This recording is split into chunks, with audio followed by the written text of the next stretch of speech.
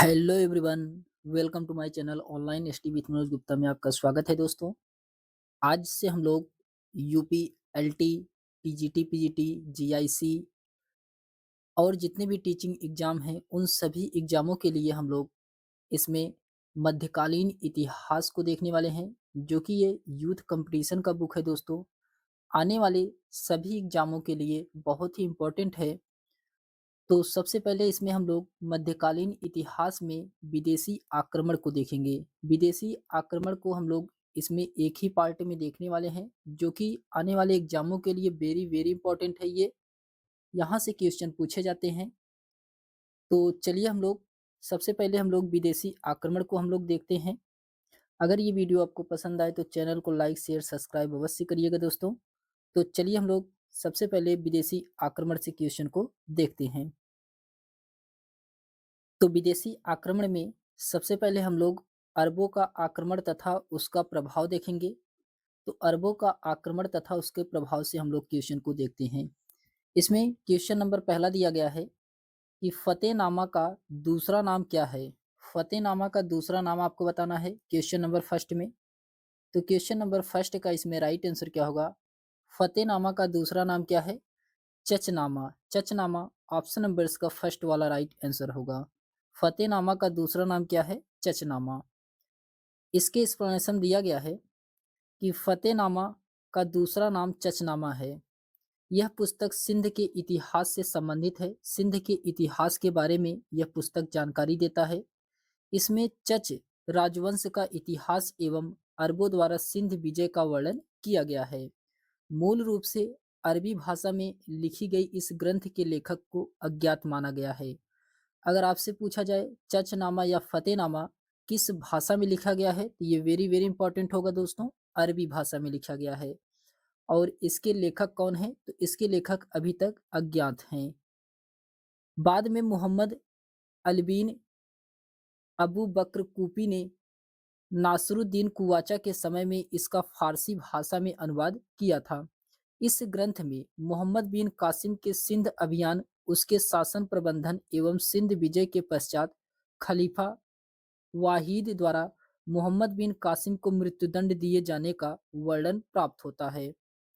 फिर उसके बाद आता है क्वेश्चन नंबर सेकंड है कि सिंध पर आरंभिक अरब आक्रमण के समय वहां का शासक कौन था?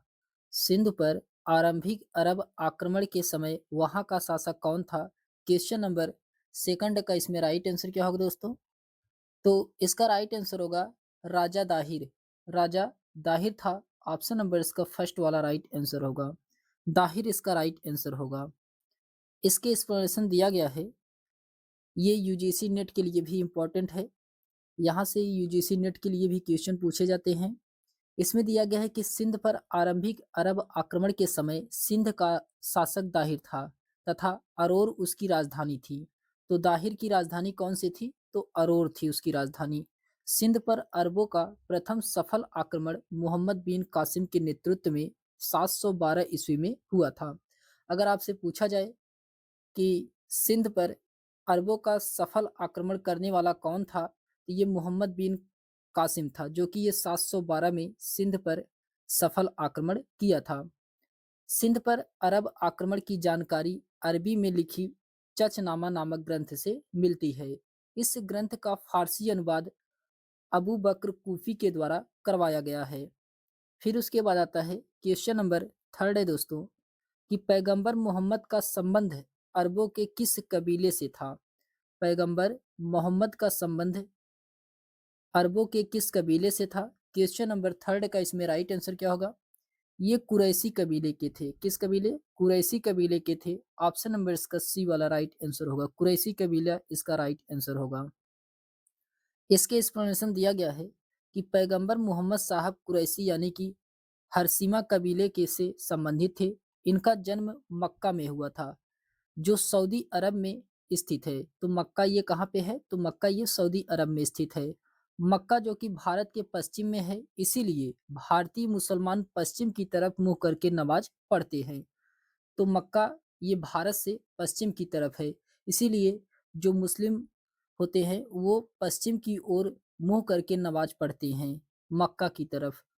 फिर उसके बाद आता है क्वेश्चन नंबर 4 है कि पैगंबर मोहम्मद के विषय में निम्नलिखित में से कौन-सा कथन सही नहीं है?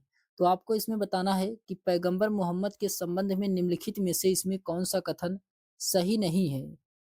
आपको इसमें बताना है कौन-सा कथन सही नहीं है। तो पहला है कि पैगंबर मोहम्मद ने एक ही ईश्वर की प्रार्थना करने का उपदेश दिया था, जो कि सही है। पैगंबर मोहम्मद के द्वारा एक ही ईश्वर की प्रार्थना करने का उपदेश दिया गया था। बी में कहा जा रहा है कि पैगंबर मोहम्मद ने मतावलंबियों के एक ही समुदाय की सदस्यता का उपदेश दिया था, तो ये भी इसमें सही है।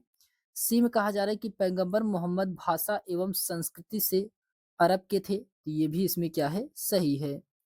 फिर उसके बाद आता है डी में कहा जा रहा है कि पैगंबर मोहम्मद के अनुयायियों ने उन्हें ईश्वर का संदेश वाहक घोषित किया। ये गलत है दोस्तों। ये क्या है, इसमें गलत है। ऑप्शन नंबर इसका डी वाला यही इसका राइट आंसर होगा। यही इसमें पूछा गया था कि कौन सा पैगंबर मोहम्मद के बारे में सही नहीं है। आइए इसकी एक्सप्लेनेशन को हम लोग देखते हैं। इसके एक्सप्लेनेशन जितने भी होंगे दोस्तों, वो सभी वेरी वेरी इंपॉर्टेंट होंगे, क्योंकि इसके एक्सप्लेनेशन ही से क्वेश्चन भी बन सकते हैं। इसमें दिया गया है कि पैगंबर मोहम्मद के अनुयायियों ने नहीं, स्वयं मोहम्मद साहब ने ही अपने आप को ईश्वर का संदेशवाहक घोषित किया था। तो अनुयायियों के द्वारा उनको संदेशवाहक घोषित नहीं किया गया था। पैगंबर मोहम्मद ने स्वयं को अपने आप को संदेशवाहक घोषित किया था। फिर उसके बाद आता है क्वेश्चन नंबर 5 है कि अरबों द्वारा सिंध विजय का उल्लेख किस ग्रंथ में मिलता है? अरबों द्वारा सिंध विजय का उल्लेख ये किस ग्रंथ में मिलता है? क्वेश्चन नंबर 5 का इसमें राइट आंसर क्या होगा?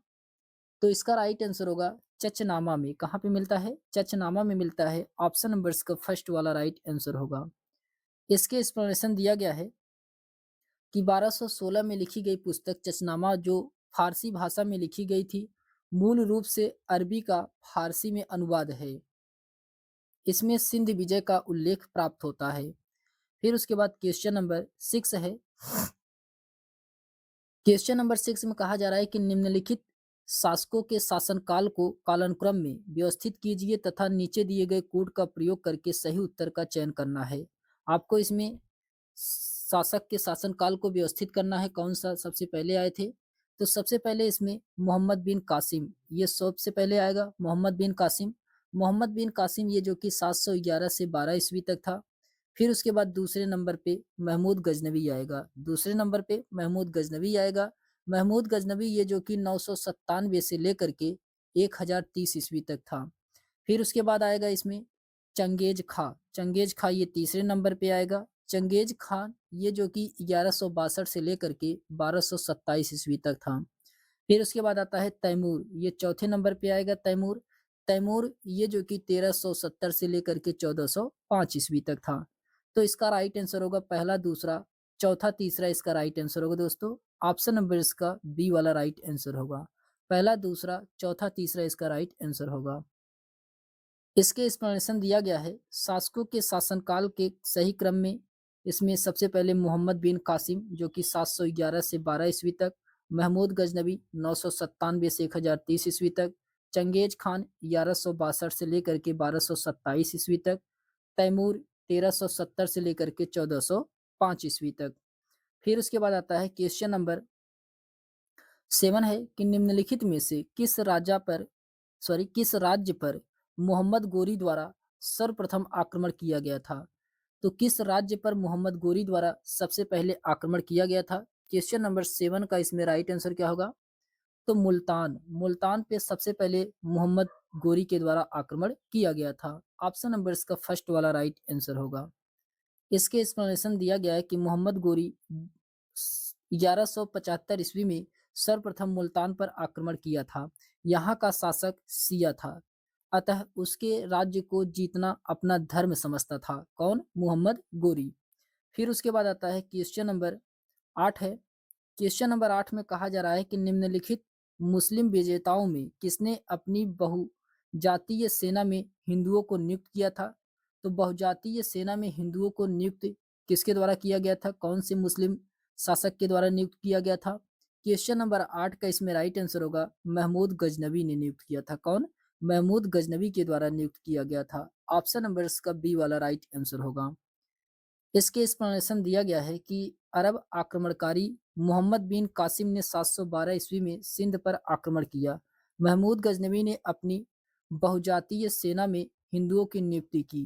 तिलक, ये तिलक जो था हिंदू था। यह तिलक हिंदू नामक सैनिक का उप प्रमुख सेनापति नियुक्त किया था। तो ये जो तिलक था, ये सैनिक उसका प्रमुख सेनापति बनाया गया था, तिलक। फिर उसके बाद आता है क्वेश्चन नंबर 9 है कि सूची फर्स्ट को सूची सेकंड से सुमेलित कराना है। क्वेश्चन नंबर 9 में इसमें दिया गया है राजवंश दिया गया है और राजधानी दिया गया है। तो राजवंश और राजधानी दिया गया है, तो इसमें दिया गया सबसे पहले गुजरात। गुजरात की राजधानी क्या थी? तो गुजरात की राजधानी अहिलवाड़ा थी। गुजरात की राजधानी अहिलवाड़ा थी, दूसरा सही है। चेदी के कलचुरी, चेदी के कलचुरी की राजधानी क्या थी? तो चेदी के कलचुरी की राजधानी त्रिपुरी त्रिपुरी थी। ऑप्शन नंबर इसका पहला सही है। मालाबार के परमार, मालवा के परमार, मालवा के परमार, ये जो कि इनकी राजधानी धारा थी।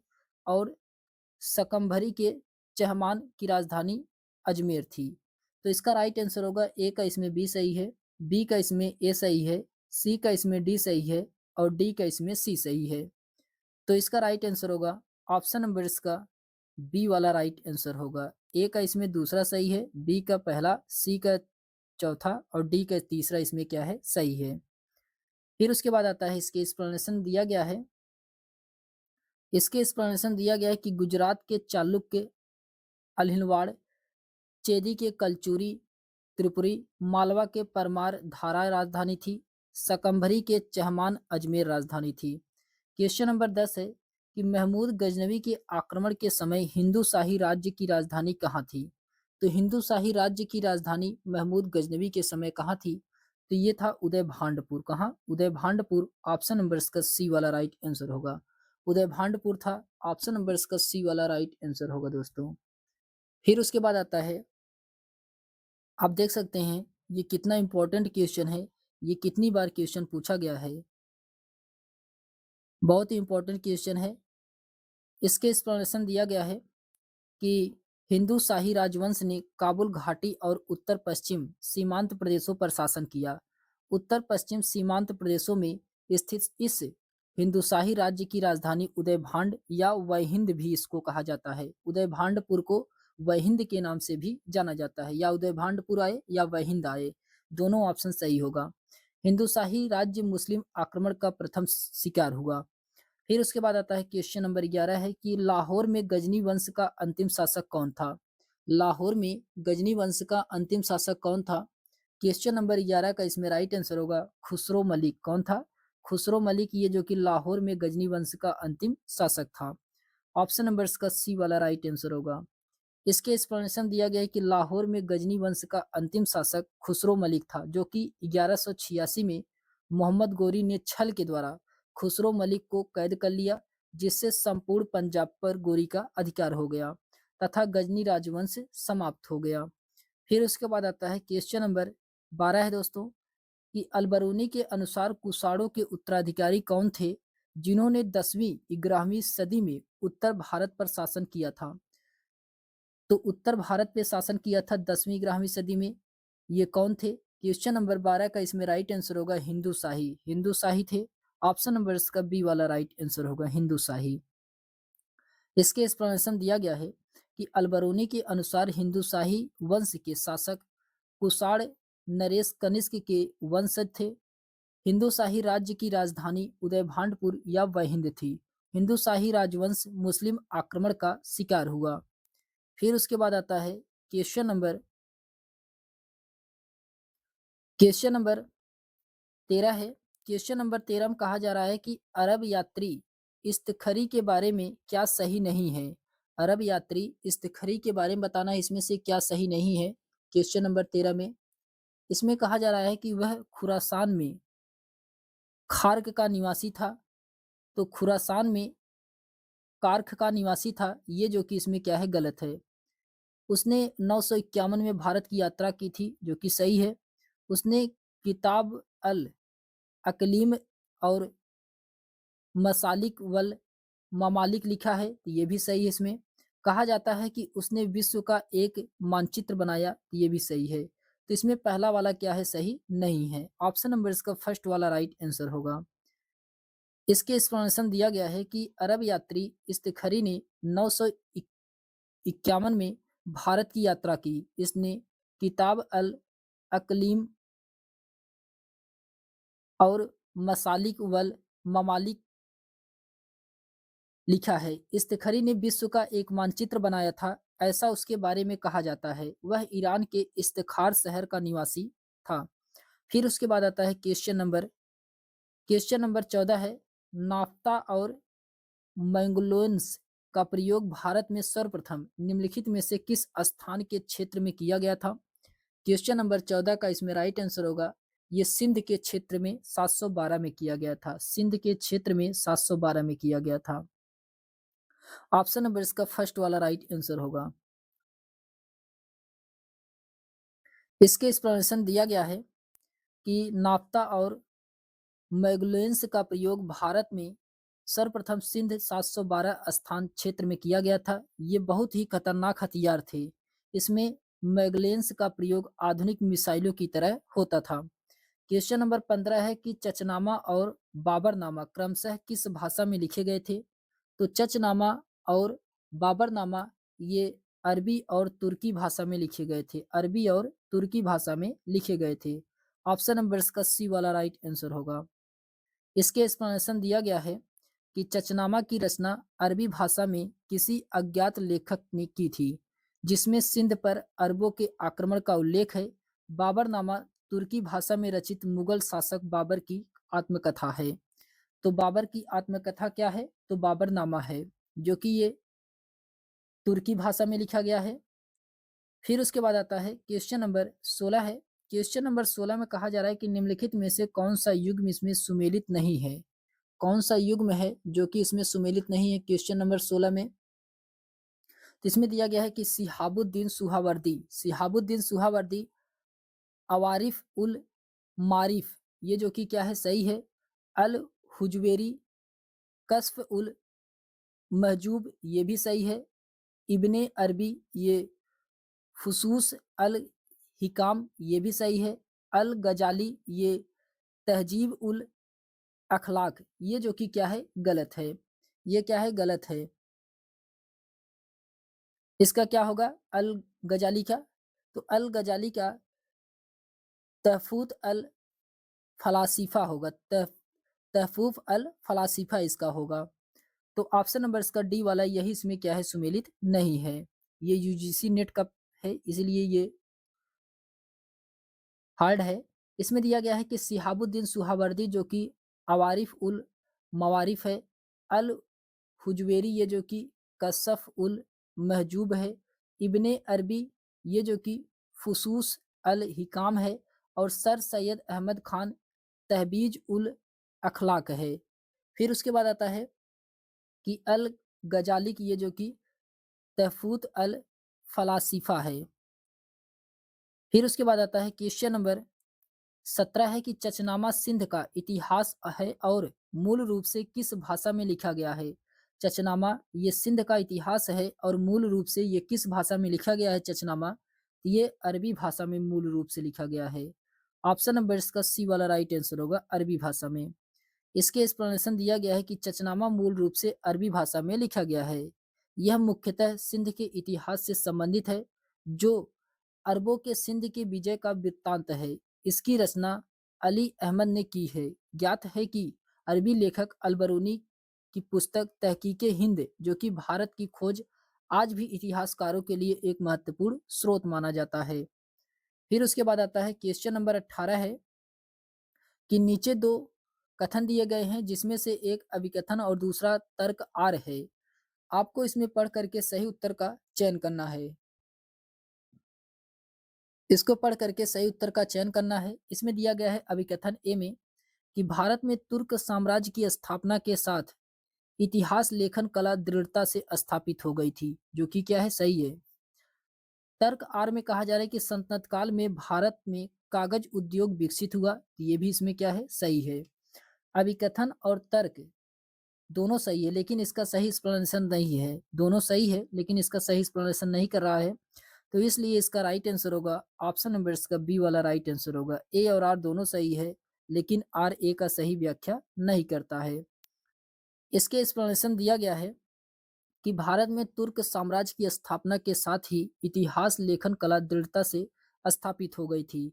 इस समय के इतिहास की जानकारी अलबरूनी के तहकीके हिंद, मिनहाजुस सिराज, तबकात ए नासरी, अमीर खुसरो की रचना से मिलती है। विदित है कि सल्तनत काल में कागज का उद्योग विकसित हुआ था। तो इसमें सबसे इम्पोर्टेंट है कि अलबरूनी की पुस्तक का नाम क्या है, तहकीके हिंद है। मिनाजुस सिराज का क्या है, तबकात ए नासरी है। फिर उसके बाद आता है क्वेश्चन नंबर 19 है कि निम्नलिखित में से कौन सा सही नहीं है। आपको बताना है इसमें से कौन सा सही नहीं है। क्वेश्चन नंबर 19 में बताना है इसमें कौन सा सही नहीं है। दिया गया इसमें कि कश्मीर के राजनीतिक जीवन में डमार सबसे ज्यादा परेशानी का कारक थे, जो कि ये क्या है, सही है। अलबरूनी कहता है कि केवल शूद्र ही वेदों का अध्ययन नहीं कर सकते थे, गलत है ये। अलबरूनी कहता है कि केवल शूद्र ही वेदों का अध्ययन नहीं कर सकते थे, ये इसमें क्या है, गलत है। यही इसका क्या है, राइट आंसर होगा। जबकि इसमें सी में कहा जा रहा है कि इब्न ए आसिर के अनुसार मोहम्मद बिन सुबुक्तगीन के समय में ही मुसलमान बनारस में रहते थे, ये सही है।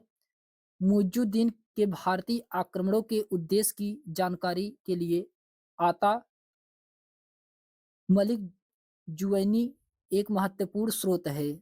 आता मलिक जुवैनी एक महत्वपूर्ण स्रोत है, ये भी इसमें क्या है, सही है।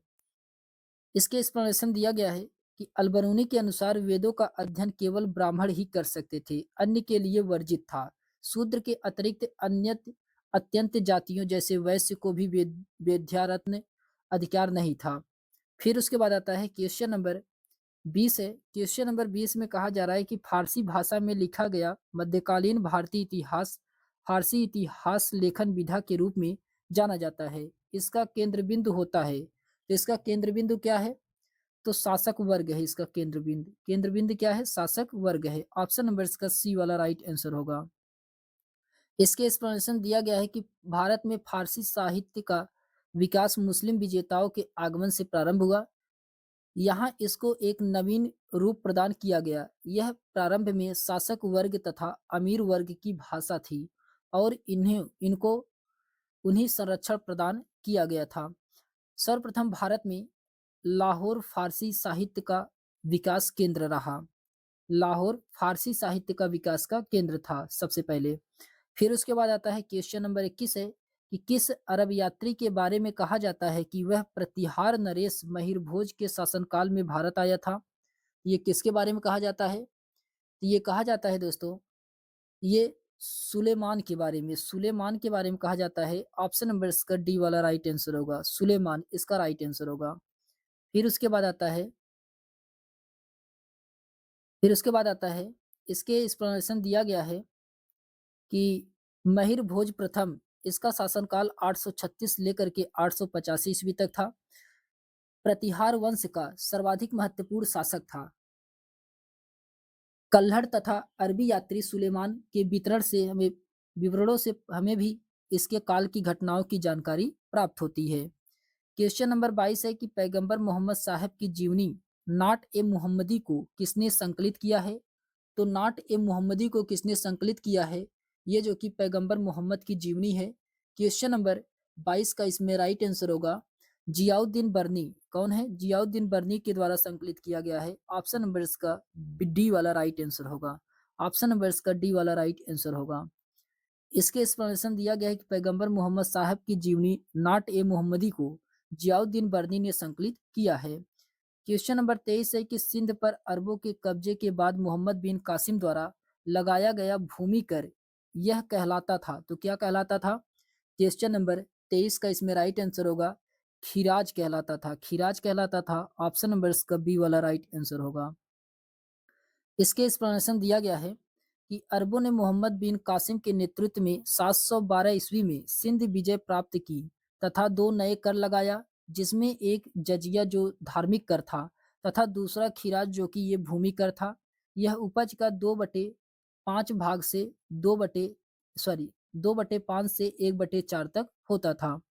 फिर क्वेश्चन नंबर 24 है कि निम्नलिखित में से कौन से ऐतिहासिक रचना भारत में मुस्लिम शासन के प्रारंभ को रेखांकित करती है? तो ये कौन सा है? क्वेश्चन नंबर 24 का इसमें राइट आंसर होगा चचनामा है। कौन सा है? चचनामा है। ऑप्शन नंबर इसका सी वाला राइट आंसर होगा चचनामा। इसके एक्सप्लेनेशन दिया गया है कि अरबों के भारत आक्रमण के विषय में पर्याप्त सूचना 9वीं शताब्दी के बिलादुरी कृत किताबुल फुतुल अल बलदान में मिलती है। 1216 ईस्वी में लिखित एक अन्य पुस्तक चचनामा है जो कि फारसी भाषा में लिखी गई है। अरबी का फारसी अनुवाद है। भारत पर अरबों के आक्रमण के विषय में पर्याप्त जानकारी मिलता है। फिर उसके बाद क्वेश्चन नंबर 25 है कि चचनामा कहाँ के इतिहास की जानकारी से प्रसिद्ध स्रोत है? तो चचनामा ये कहाँ के इतिहास की जानकारी देता है? तो ये सिंध की जानकारी देता है। किसकी? सिंध की जानकारी देता है। ऑप्शन नंबर इसका बी वाला राइट आंसर होगा।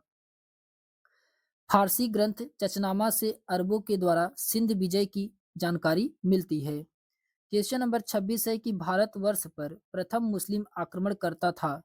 तो भारतवर्ष पर प्रथम मुस्लिम आक्रमणकर्ता कौन था? क्वेश्चन नंबर 26 का इसमें राइट आंसर क्या होगा? तो मोहम्मद बिन कासिम था। ऑप्शन नंबर इसका डी वाला राइट आंसर होगा, मोहम्मद बिन कासिम। इसके एक्सप्लेनेशन दिया गया है कि भारत पर मुस्लिम आक्रमण 712 ईस्वी में अरब आक्रमणकारी मोहम्मद बिन कासिम के द्वारा किया गया था। भारी संघर्ष के बाद अरबों ने 712 में सिंध पर विजय प्राप्त कर ली, किंतु उसका कोई अस्थायी परिणाम नहीं हुआ। फिर उसके बाद आता है क्वेश्चन नंबर 27 है कि फतहनामा ग्रंथ का संबंध है। तो फतहनामा ग्रंथ का संबंध किससे है? ये अरबों की सिंध विजय से है। अरबों की सिंध विजय से है। ऑप्शन नंबर इसका बी वाला राइट आंसर होगा। फिर उसके बाद आता है, इसके एक्सप्लेनेशन दिया गया है कि फतहनामा ग्रंथ में अरबों के द्वारा सिंध विजय का वर्णन मिलता है। अरबों द्वारा भारत को जीतने का काफी प्रयास किया गया और सिर्फ कुछ ही भाग अरब जीत सके। फिर क्वेश्चन नंबर 28 है कि तारीख सुबुक्तगीन पुस्तक के लेखक कौन है? तारीख सुबुक्तगीन पुस्तक के लेखक कौन है? तो इसके लेखक बैहाकी हैं। कौन है? बैहाकी हैं। ऑप्शन नंबर इसका सी वाला राइट आंसर होगा। इसके एक्सप्लेनेशन दिया गया है कि गजनी के शासक सुबुक्तगीन के दरबारी कवि बैहाकी ने तारीख सुबुक्तगीन की रचना की थी। इतिहासकार बैहाकी को इतिहासकार लेनपुल ने पूर्व पूर्वी पेप्स की उपाधि दी थी, जिसमें सुबुक्तगीन और उसके पुत्र महमूद की वीरता एवं प्रशासन का वर्णन किया गया है। क्वेश्चन नंबर 30 है कि 731 ईस्वी में अरबों ने सिंधु नदी के तट पर एक नगर स्थापना किया था, जिसका नाम क्या था?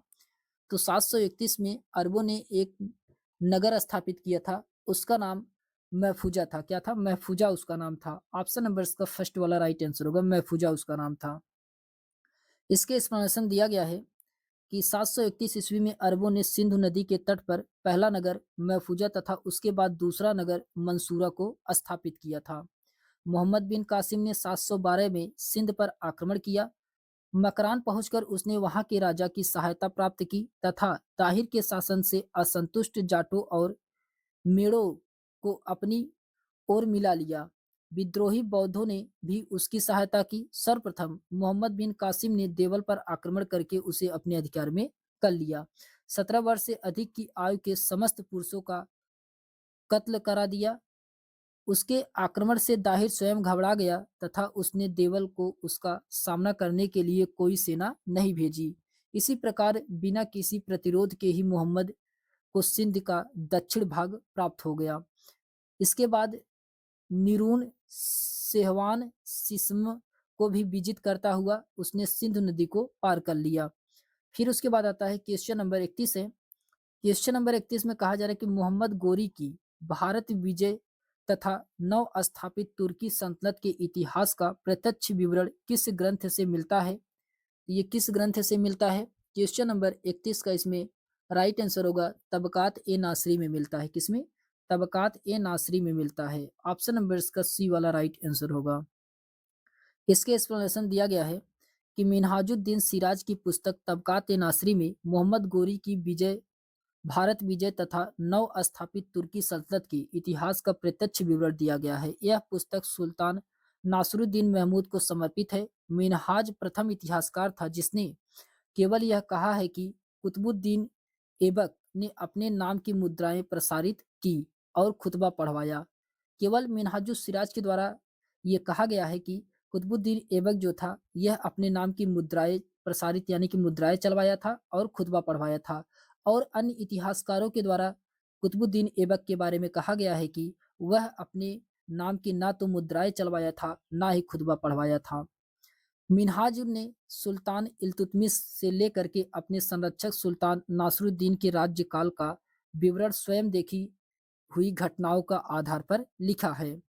फिर उसके बाद आता है क्वेश्चन नंबर 32 है दोस्तों कि निम्नलिखित में से किस एक स्थान को अरब यात्रियों ने स्वर्ण ग्रह कहा है। तो स्वर्ण ग्रह किसे कहा गया है?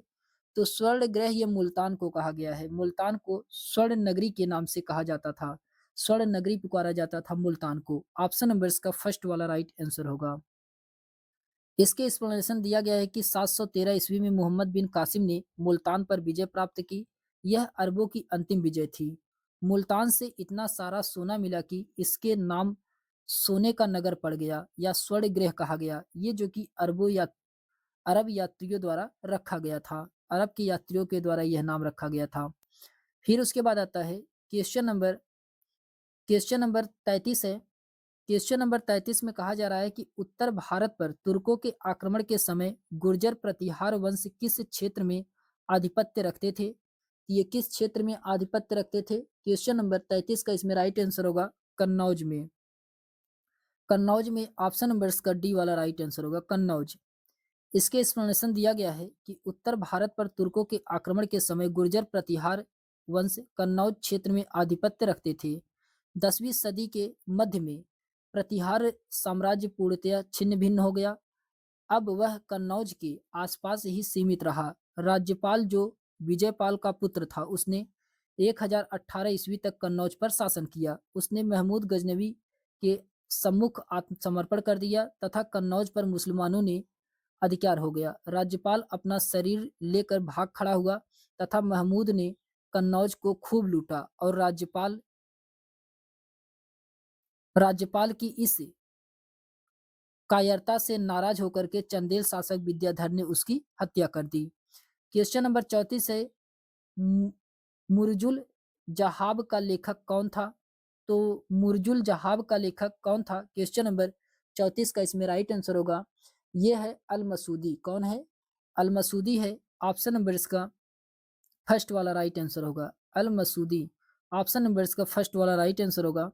इसके एक्सप्लेनेशन दिया गया है कि मुरजुल जहाब का लेखक अल मसूदी है जबकि अल बिल्लादुरी द्वारा रचित ग्रंथ किताब फुतूल अल बलदान है। किताब फुतूल अल बलदान है। ये किसकी है? तो अल बिल्लादुरी की है। किसकी है? ये बिल्लादुरी की है। अलबरूनी द्वारा लिखित ग्रंथ किताबुल हिंद है। अलबरूनी के द्वारा कौन सा किताब लिखा गया है ग्रंथ? अल किताबुल हिंद। इन सभी कृतियों में पूर्व मध्यकालीन भारत तथा सिंध पर अरब आक्रमण के वृत्तांत मिलता है। अरब यात्री सुलेमान ने पाल शासक देवपाल को प्रतिहार और राष्ट्रकूट शासकों में सबसे शक्तिशाली बताया है। फिर उसके बाद आता है गजनवी आक्रमण एवं उसका प्रभाव। गजनवी का आक्रमण एवं उसके प्रभाव को हम लोग देखते हैं। फिर उसके बाद आता है इसमें दिया गया क्वेश्चन नंबर 35 है कि किताबुल हिंद किस भाषा में लिखी गई है? तो किताबुल हिंद ये किस भाषा में लिखा गया है? तो ये अरबी भाषा में लिखा गया है। किसमें? अरबी भाषा में लिखा गया है। ऑप्शन नंबर इसका फर्स्ट वाला राइट आंसर होगा। इसके एक्सप्लेनेशन दिया गया है कि किताबुल हिंद इसको हम लोग तहकीके हिंद के नाम से जानते हैं। किताबुल हिंद या तहकीके हिंद अलबरूनी द्वारा अरबी भाषा में लिखा गया ग्रंथ है। सर्वप्रथम सचाऊ ने इसका अंग्रेजी में अनुवाद किया था। हिंदी भाषा में इसका अनुवाद रजनीकांत शर्मा के द्वारा किया गया था। इसमें 80 अध्याय हैं। इस ग्रंथ में महमूद गजनवी के समय भारत की राजनीतिक, आर्थिक, सामाजिक व धार्मिक स्थितियों के बारे में विस्तृत विवरण मिलता है। अलबरूनी का जन्म 973 ईस्वी में खीवा यानी कि मध्य एशिया में हुआ था। वह मोहम्मद गजनवी के साथ भारत आया था। उसने हिंदू धर्म, दर्शन, भाषा, साहित्य का अध्ययन किया था। पुराणों का अध्ययन करने वाला पहला मुसलमान था। तो अल-बरूनी ये जो कि पुराणों का अध्ययन करने वाला पहला मुस्लिम था। इसने भारत में 8 प्रकार के अंत्योजों के बारे में लिखा है। फिर उसके बाद आता है क्वेश्चन नंबर 36 है। क्वेश्चन नंबर 36 में कहा जा रहा है कि निम्नलिखित में से किस शासक ने महमूद गजनवी के विरुद्ध भारतीय राजाओं का एक संघ बनाया था? तो भारतीय राजाओं का एक संघ किसने बनाया था? क्वेश्चन नंबर 36 का इसमें राइट आंसर क्या होगा? तो ये बनाए थे कौन? क्वेश्चन नंबर 36 का इसमें राइट आंसर होगा त्रिलोचन पाल। इसमें त्रिलोचन पाल के द्वारा बनाया गया था। त्रिलोचन पाल के द्वारा बनाया गया था और आनंद पाल के द्वारा बनाया गया था। बी और डी इसमें दोनों सही है। तो भारतीय राजाओं का एक संघ आनंद पाल और त्रिलोचन पाल के द्वारा दोनों के द्वारा बनाया गया था। बी और डी इसमें दोनों राइट आंसर होगा।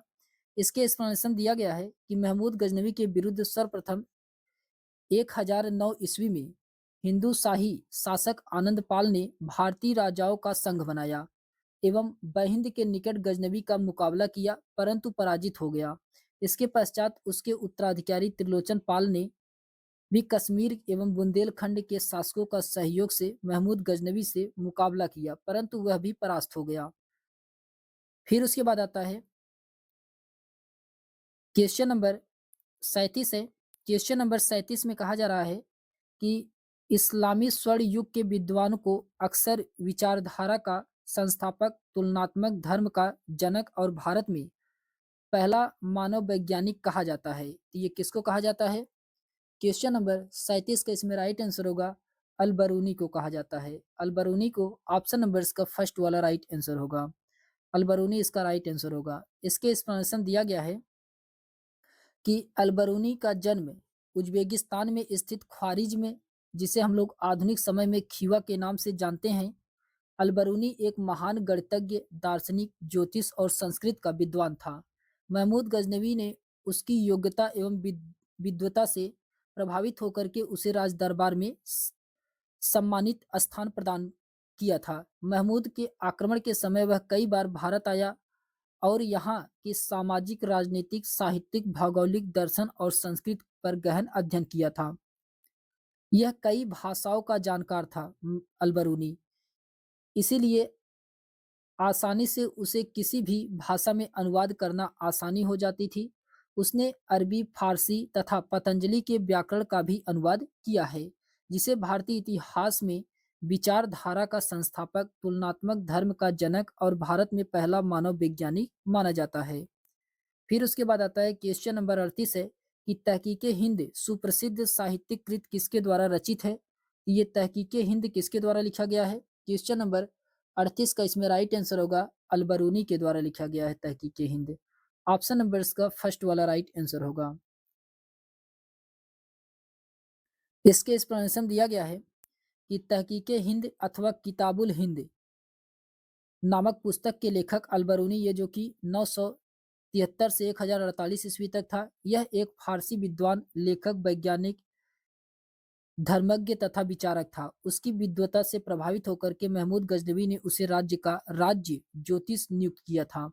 अल-बरूनी फारसी, अरबी, तुर्की, संस्कृत, गणित, खगोल विज्ञान इत्यादि का प्रमुख जानकार था। सुल्तान महमूद गजनवी के भारत पर आक्रमण के समय अल-बरूनी भी भारत आया और कई वर्षों तक पंजाब में रहा था। भारत में रह करके जो उसने देखा और अध्ययन किया, उसे वैज्ञानिक दृष्टिकोण से अपनी पुस्तक तहकीके हिंद अथवा किताबुल हिंद में वर्णन किया है।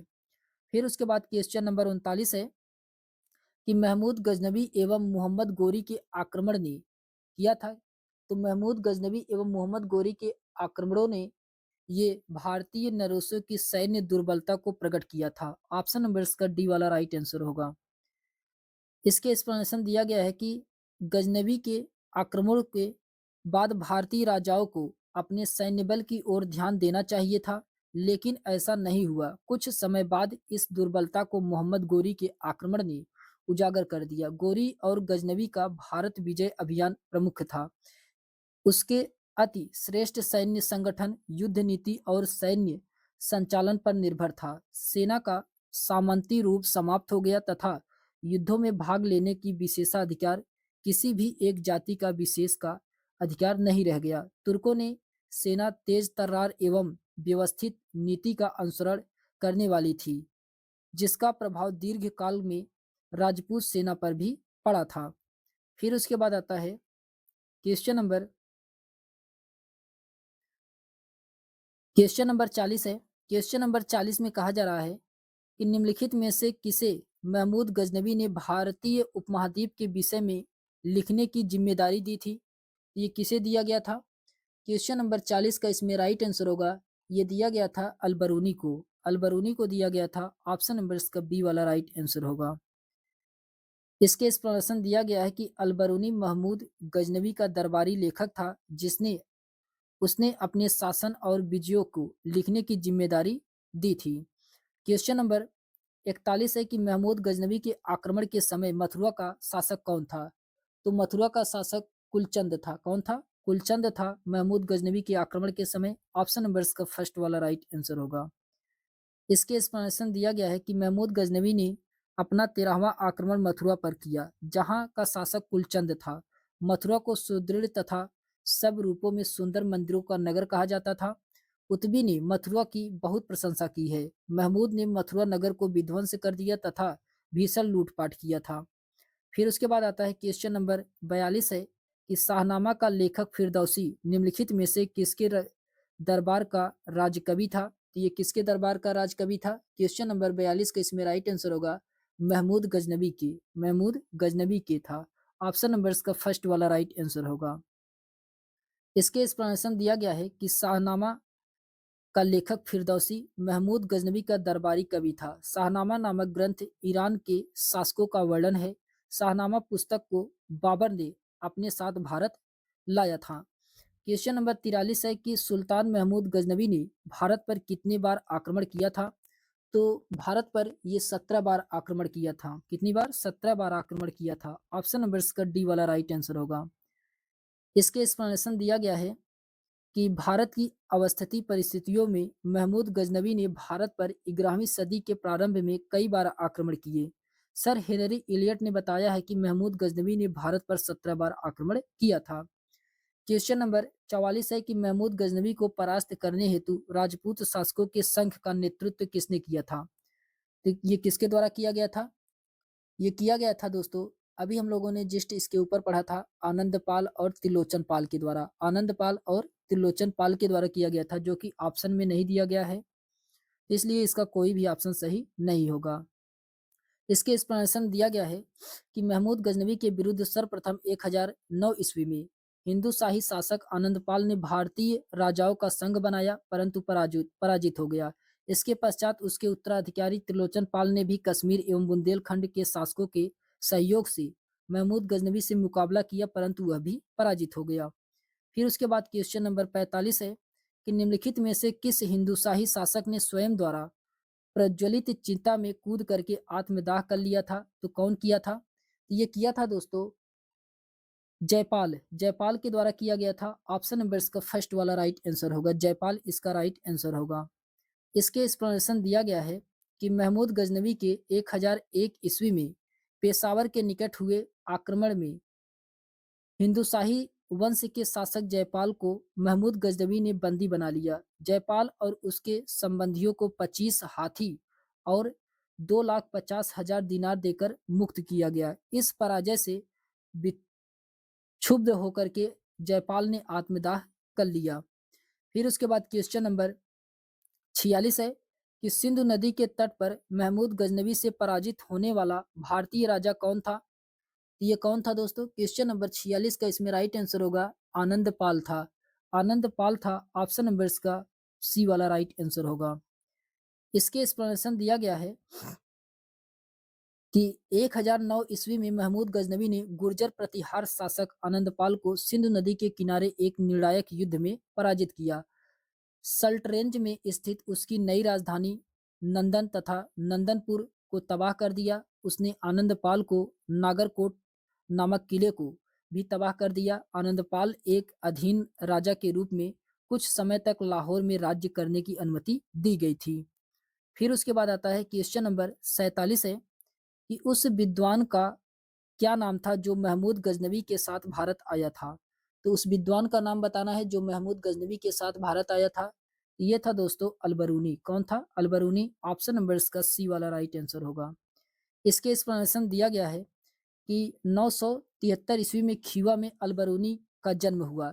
1017 में अलबरूनी को महमूद गजनवी ने खीवा विजय के समय युद्ध बंदी के रूप में प्राप्त किया था। अलबरूनी विद्वान था, इसीलिए महमूद गजनवी के आक्रमणों के समय भारत आया था। अलबरूनी प्रथम मुस्लिम था जिसने पुराणों का अध्ययन किया था।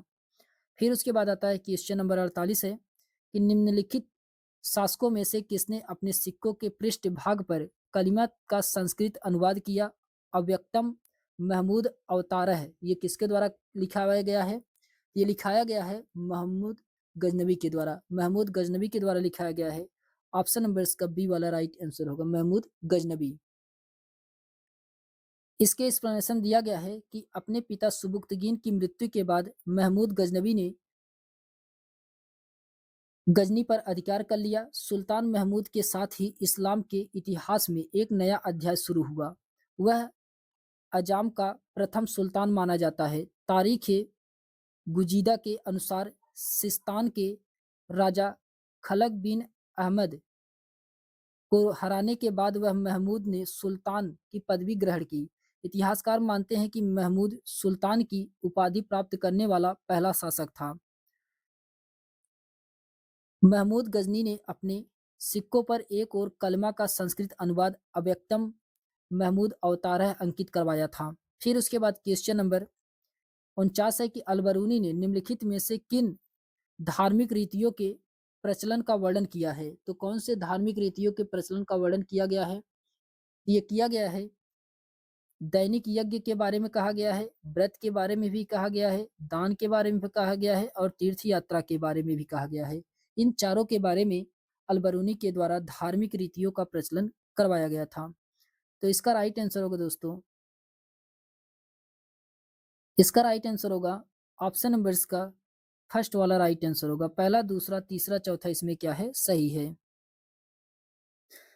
तो इसके एक्सप्लेनेशन में दिया गया है, इसके एक्सप्लेनेशन में कहा जा रहा है कि अलबरूनी महमूद गजनवी की भारत विजय से पहले एक विद्वान तथा राजनयिक के रूप में खीवा देश के अंतिम शासक की सेवा में था। इसके बाद में अलबरूनी ने महमूद के दरबार से संबंध हो गए और जब महमूद ने भारत पर चढ़ाई की तो वे उसके साथ भारत आए।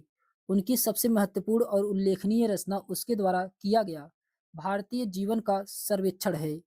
उनकी रचना 1017 से 1030 ईस्वी के बीच भारतीय जीवन के अध्ययन एवं निरीक्षण पर आधारित है। महमूद गजनवी के भारतीय अभियान के समय वे उसके साथ साथ भारत आए थे। किताबुल हिंद एक अनुपम कृति है जिसकी रचना उन्होंने की है। इस पुस्तक में उन्होंने भारतीय परंपराओं, रीति रिवाजों, त्योहारों, उत्सवों और धार्मिक अनुष्ठानों, दैनिक यज्ञ, पूजा पाठ, तीर्थ यात्रा, व्रत आदि का वर्णन किया है। क्वेश्चन नंबर 50 है कि सुल्तान महमूद के भारत विजय का मुख्य क्या उद्देश्य था? तो इसका मुख्य उद्देश्य बताना है। तो क्वेश्चन नंबर 50 का इसमें राइट आंसर होगा धन संग्रहण करना। धन संग्रह करना। ऑप्शन नंबर इसका सी वाला राइट आंसर होगा, धन संग्रह करना। इसके एक्सप्लेनेशन दिया गया है कि सुल्तान महमूद गजनवी सुबुक्तगीन का पुत्र था। 997 ईस्वी में सुबुक्तगीन की मृत्यु के पश्चात वह गजनी का शासक बना। अपने राज्यारोहण के अवसर पर उसने यह प्रतिज्ञा की कि वह प्रत्येक वर्ष भारत पर एक आक्रमण करेगा। इसके अतिरिक्त मध्य एशिया में अपने साम्राज्य के विस्तार के लिए उसने धन की आवश्यकता थी। भारत में उसे धन की प्राप्ति आसानी से हो सकती थी, अतः धन संग्रह के लिए ही महमूद ने भारत पर एक के बाद एक कई आक्रमण किया था। फिर उसके बाद आता है क्वेश्चन नंबर 51 है। क्वेश्चन नंबर 51 कहा जा रहा है कि अधोलिखित विदेशी आक्रमणकारियों में से किसने सोमनाथ मंदिर को लूटा था? तो सोमनाथ मंदिर को किसके द्वारा लूटा गया था? ये महमूद गजनवी के द्वारा लूटा गया था। महमूद गजनवी के द्वारा सोमनाथ मंदिर को लूटा गया था। इसके एक्सप्लेनेशन दिया गया है कि गजनी वंश का ईरान के शासकों की एक शाखा थी। अलप्तगीन ने इस वंश को एक स्वतंत्र राज्य के शासक के रूप में स्थापित किया था। सुबुक्तगीन इस वंश का एक प्रमुख शासक था तथा अलप्तगीन का दामाद था। 997 ईस्वी में सुबुक्तगीन की मृत्यु हो गई। उसकी मृत्यु के पश्चात उसके बड़े पुत्र महमूद ने सत्ता ग्रहण किया। अपने राज्यारोहण के अवसर पर उसने भारत पर प्रत्येक वर्ष आक्रमण करने की प्रतिज्ञा की। इसके अतिरिक्त मध्य एशिया में अपने साम्राज्य विस्तार के लिए भी उसने धन की आवश्यकता पड़ती थी। अपने इन्हीं उद्देश्यों को पूर्ति करने के लिए उसने महमूद ने भारत पर 17 बार आक्रमण किया। चूंकि उस समय भारत के मंदिर धन प्राप्ति के प्रमुख स्रोत थे, इसीलिए महमूद ने 1025 ईस्वी में सोमनाथ के मंदिर काठियावाड़ पर आक्रमण किया तथा वहां से अचूत धन संपत्ति लूट करके गजनी ले गया। 1025 में सोमनाथ पर आक्रमण के समय गुजरात पर सोलंकी शासक भीम प्रथम का शासन कर रहा था, जो कि आक्रमण के समय भाग खड़ा हुआ। फिर उसके बाद आता है फिर उसके बाद फिर उसके बाद आता है कि मोहम्मद गोरी का आक्रमण तथा उसका प्रभाव। तो मोहम्मद गोरी का आक्रमण तथा उसके प्रभाव से हम लोग देखते हैं क्वेश्चन। इसमें क्वेश्चन नंबर 52 है कि राय पिथौरा के नाम से कौन सा राजपूत शासक जाना जाता है। तो राय पिथौरा के नाम से कौन सा राजपूत शासक जाना जाता है, तो ये पृथ्वीराज। पृथ्वीराज के नाम ऑप्शन नंबर का फर्स्ट वाला राइट आंसर होगा, पृथ्वीराज। ये यूपी पीजीटी 2021 का क्वेश्चन है। इसके एक्सप्लेनेशन दिया गया है कि मोहम्मद गोरी के आक्रमण के समय दिल्ली और अजमेर में चौहान वंशीय शासक पृथ्वीराज तृतीय ने, जिसे राय पिथौरा के नाम से भी जाना जाता है, उसका शासन था। वह सभी तत्कालीन भारतीय शासकों में सर्वाधिक शक्तिशाली था। अत्यधिक महत्वाकांक्षी होने के कारण उसने पड़ोसी राजाओं से संघर्ष किया तथा सभी से शत्रुता मोड़ ली। 1191 में तराइन के प्रथम युद्ध में पृथ्वीराज चौहान ने मोहम्मद गोरी को पराजित किया, किंतु 1192 में तराइन के दूसरे युद्ध में मोहम्मद गोरी ने पृथ्वीराज को पराजित किया। फिर उसके बाद क्वेश्चन नंबर 53 है। क्वेश्चन नंबर 53 में कहा जा रहा है कि सिहाबुद्दीन मोहम्मद गोरी ने किस भारतीय नरेश को पराजित कर बनारस पर अधिकार किया था। तो क्वेश्चन नंबर 53 का इसमें राइट आंसर होगा जयचंद्र को। जयचंद्र को पराजित किया था। ऑप्शन नंबर इसका सी वाला राइट आंसर होगा। इसके एक्सप्लेनेशन दिया गया है कि सिहाबुद्दीन मोहम्मद गोरी ने भारतीय नरेश जयचंद्र को हराकर बनारस पर अधिकार किया तथा गोरी ने 1192 में तराइन के द्वितीय युद्ध में चौहान वंश के शासक पृथ्वीराज तृतीय को पराजित करने के बाद 1194 में चंदावर के युद्ध में पराजित जयचंद्र को गढ़वाल वंश का महत्वपूर्ण और अंतिम शासक था, जिसको पराजित किया। गढ़वाल वंश कन्नौज से बनारस तक क्षेत्र पर शासन करता था, अतः इस क्षेत्रों पर गोरी का अधिकार हो गया। फिर उसके बाद आता है क्वेश्चन नंबर 54 है कि मेरतुंग की प्रबंध चिंतामणि के अनुसार निम्नलिखित में से किसने मोहम्मद गोरी को हराया था। तो मोहम्मद गोरी को ये किसने हराया था, तो ये नाइकी देवी या नायिका देवी। ऑप्शन नंबर इसका फर्स्ट वाला राइट आंसर होगा। इसके एक्सप्लेनेशन दिया गया है कि 1178 ईस्वी में मोहम्मद गोरी ने गुजरात पर आक्रमण किया। यहाँ के शासक मूलराज या भीमद्वितीय ने अपनी विधवा माँ नायिका देवी के नेतृत्व में अबू पहाड़ के निकट कासहद के मैदान में मोहम्मद गोरी को पराजित किया। भारत में मोहम्मद गोरी की यह पहली पराजय थी। फिर उसके बाद आता है क्वेश्चन नंबर 55 है। महोबा विजय के बाद पृथ्वीराज चौहान ने वहां का अधिकारी किसे बनाया था। तो महोबा विजय के बाद पृथ्वीराज चौहान ने वहां का अधिकारी किसको बनाया था, तो ये पंजू राय को ऑप्शन नंबर इसका बी वाला राइट आंसर होगा, पंजू राय को बनाया था। इसके एक्सप्लेनेशन दिया गया है कि पृथ्वीराज तृतीय एक महान विजेता और रणबांकुरा सेनानायक था। परमार्दी देव नामक चंदेल राजा को उसने पराजित किया और उसने 1182 ईस्वी में उसकी राजधानी महोबा पर अधिकार कर लिया। इसके बाद उसने महोबा का प्रशासक पंजू राय या पंजवन राय को बनाया था। चंदेल नरेश ऊपरी पृथ्वीराज चौहान की विजय का एक अभिलेखीय साक्ष्य से प्राप्त होता है। इस लेख से ज्ञात होता है कि वह महोबा पर अधिक समय तक अधिकार न रख सका, महोबा पर अधिक समय तक अधिकार नहीं कर सका। फिर उसके बाद आता है क्वेश्चन नंबर 56 है। क्वेश्चन नंबर 56 में कहा जा रहा है कि निम्नलिखित भारतीय नरेशों में से किसने सर्वप्रथम मोहम्मद गोरी को पराजित किया था? तो मोहम्मद गोरी को सबसे पहले किसने पराजित किया था? ये भीम द्वितीय ऑप्शन नंबर इसका डी वाला राइट आंसर होगा। भीम द्वितीय, इसको मूलराज द्वितीय के नाम से भी जाना जाता है। इसके एक्सप्लेनेशन दिया गया है कि मूलराज द्वितीय के बाद भीम द्वितीय गुजरात के चालुक्य वंश का शासक बना। 1178 ईस्वी में मोहम्मद गोरी के नेतृत्व में तुर्कों ने उसके राज्य पर आक्रमण किया, किंतु कासहद के मैदान में भीम सेकंड ने उन्हें बुरी तरह से पराजित किया। क्वेश्चन नंबर 57 है कि चौहान वंश की ख्याति नाम शासक पृथ्वीराज तृतीय का सिंहासन रोहण किस स्थान पर हुआ था? ये किस स्थान पे किया गया था? तो ये दिल्ली में किया गया था। कहाँ पे? दिल्ली में किया गया था। ऑप्शन नंबर इसका फर्स्ट वाला राइट आंसर होगा। इसके एक्सप्लेनेशन दिया गया है, चौहान वंशी राजा पृथ्वीराज चौहान ने राय पिथौरा दिल्ली में अपना सिंहासन रोहण करवाया था। तराइन के प्रथम युद्ध में 1191 में मोहम्मद गोरी को पराजित करके क्षमादान दे दिया, जिसके उपरांत पुनः 1192 में तराइन के द्वितीय युद्ध में मोहम्मद गोरी ने उन्हें पराजित कर बंदी बना लिया। फिर उसके बाद आता है क्वेश्चन नंबर 58 है कि गोरी के आक्रमण के समय चालुक्यों को सहायता देने के विरुद्ध पृथ्वीराज तृतीय को परामर्श देने वाला मंत्री कौन था?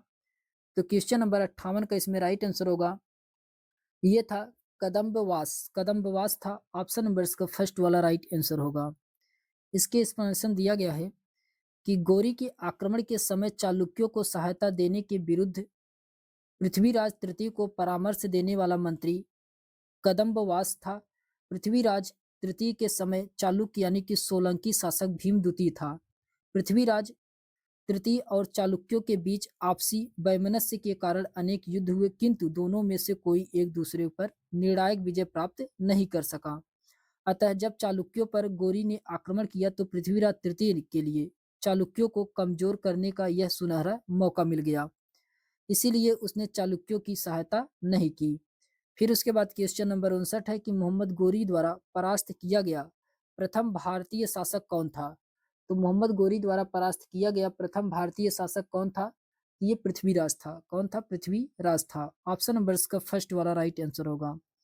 इसके एक्सप्लेनेशन दिया गया है कि मोहम्मद गोरी द्वारा परास्त किया गया प्रथम भारतीय शासक पृथ्वीराज चौहान था। वह तराइन के प्रथम युद्ध 1191 ईस्वी में पराजित होने के बाद 1192 में द्वितीय तराइन युद्ध में पृथ्वीराज चौहान को पराजित कर भारत में तुर्की राज्य की स्थापना किया था।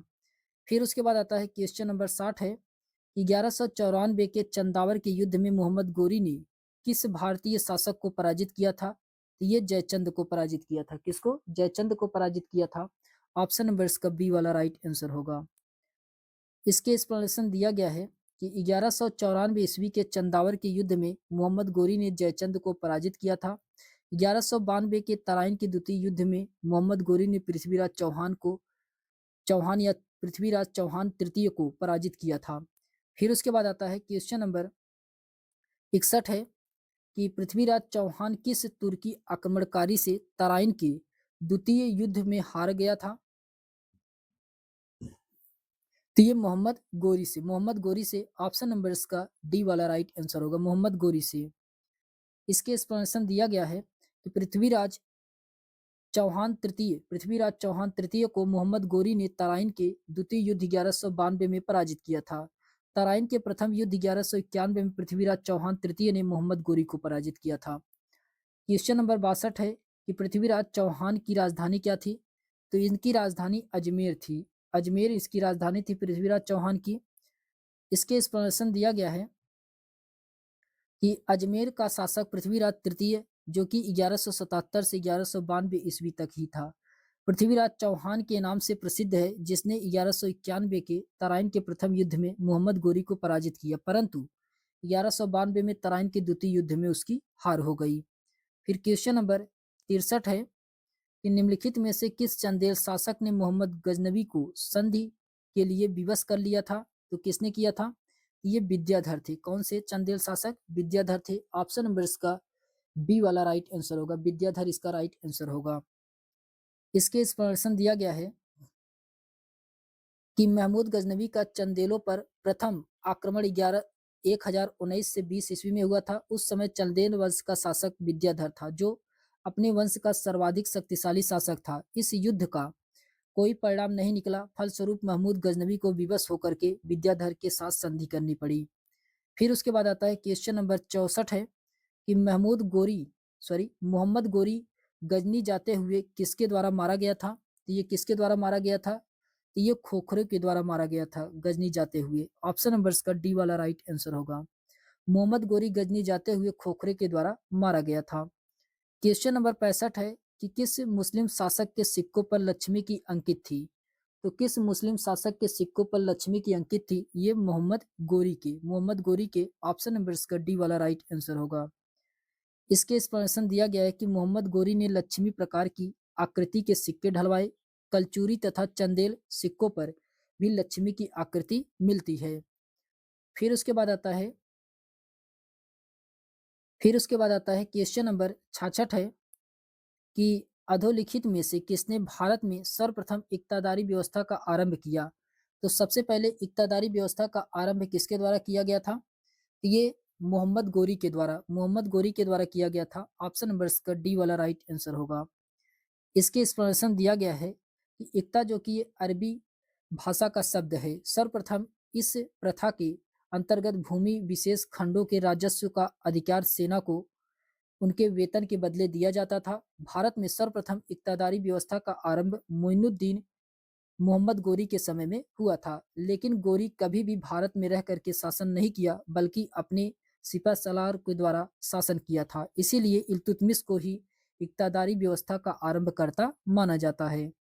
क्वेश्चन नंबर 67 है कि उत्तर भारत पर तुर्कों की विजय का एक महत्वपूर्ण पहलू नगरीय क्रांति थी। यह कथन किसका है? तो क्वेश्चन नंबर 67 का इसमें राइट आंसर होगा, ये एम हबीब के द्वारा कहा गया है। किसके द्वारा? एम हबीब के द्वारा कहा गया है। ऑप्शन नंबर इसका फर्स्ट वाला राइट आंसर होगा। इसके एक्सप्लेनेशन दिया गया है कि 13वीं शताब्दी के प्रारंभ में गोरी के आक्रमण और उसके विजयों के साथ साथ तुर्कों के रूप में एक नए शासक वर्ग का आगमन हुआ। तुर्कों की इन विजयों के परिणाम केवल राजसत्ता का परिवर्तन मात्र ही नहीं था, बल्कि दो विकसित सामाजिक व्यवस्थाओं के टकराव एवं संघर्षों से नए सामाजिक और आर्थिक क्षेत्रों में व्यापक परिवर्तन हुए। मोहम्मद हबीब ने इन परिवर्तनों को एक शहरी क्रांति की संज्ञा दी है। उनके अनुसार तुर्कों ने औद्योगिक और सामाजिक शक्तियों पर वर्षों से चले आ रहे जाति और सैद्धांतिक बंधनों को उखाड़ फेंका है। इसी तरह हबीब उत्तर भारत पर तुर्की विजय को भारत के शहरी कारीगरों की क्रांति मानते हैं। क्वेश्चन नंबर 68 है कि महान कवि फिरदौसी किसके दरबार की शोभा बढ़ाते थे? तो ये किसके दरबार की शोभा बढ़ाते थे? तो ये सुल्तान महमूद के दरबार की। ऑप्शन नंबर इसका बी वाला राइट आंसर होगा। इसके एक्सप्लेनेशन दिया गया है कि पूर्व का होमर कहलाने वाला कवि फिरदौसी सुल्तान महमूद गजनवी के दरबार की शोभा बढ़ाता था। इसकी महत्वपूर्ण रचना शाहनामा है। ऐसा कहा जाता है कि शाहनामा लिखते हेतु सुल्तान उसे 60,000 सोने का सिक्का देने का प्रण किया था, अतः अपनी बात से मुकर कर उसके स्थान पर 60,000 चांदी का मिस्कल दिया। परिणामतः फिरदौसी क्रुद्ध होकर के गजनी को सदा के लिए त्याग दिया था। क्वेश्चन नंबर 69 है कि निम्नलिखित में से किसने ऐसे सिक्के जारी करने के आदेश दिए जिन पर हिंदू देवी देवता की आकृति हो? ये किसके द्वारा कहा गया था? तो ये मोहम्मद गोरी के द्वारा आदेश दिया गया था। ऑप्शन नंबर इसका सी वाला राइट आंसर होगा। इसके एक्सप्लेनेशन दिया गया है कि मोहम्मद गोरी ने हिंदू देवी की आकृति अंकित सिक्के जारी करवाए। चौहान सिक्कों की तरह उसने दिल्ली में भारतीय ढंग की मुद्रा तैयार करवाई। कन्नौज जीतकर उसने भारत का राजा यानी कि सुल्तान कहलाने के लिए लक्ष्मी की आकृति का स्वर्ण सिक्का तैयार करवाया, लेकिन उसने चांदी की धातु में ही सीमित रहना पड़ा। यह उसकी राजनीतिक चाल थी ताकि वह सुल्तान प्रजा का प्रिय बन सके। तो हम लोगों ने विदेशी आक्रमण को पढ़ा है। इसके बाद हम लोगों दोस्तों दिल्ली सल्तनत को देखेंगे। दिल्ली सल्तनत से जितने भी क्वेश्चन पूछे गए हैं उन सभी क्वेश्चनों को देखेंगे। तो आज के लिए बस इतना ही। हम लोगों ने कंप्लीट विदेशी आक्रमण को देखा है। अगर आपको ये वीडियो पसंद आए तो चैनल को लाइक, शेयर, सब्सक्राइब अवश्य करिएगा दोस्तों। तो चलिए हम लोग मिलते हैं एक नेक्स्ट वीडियो में, तब तक के लिए सभी दोस्तों को बहुत-बहुत धन्यवाद।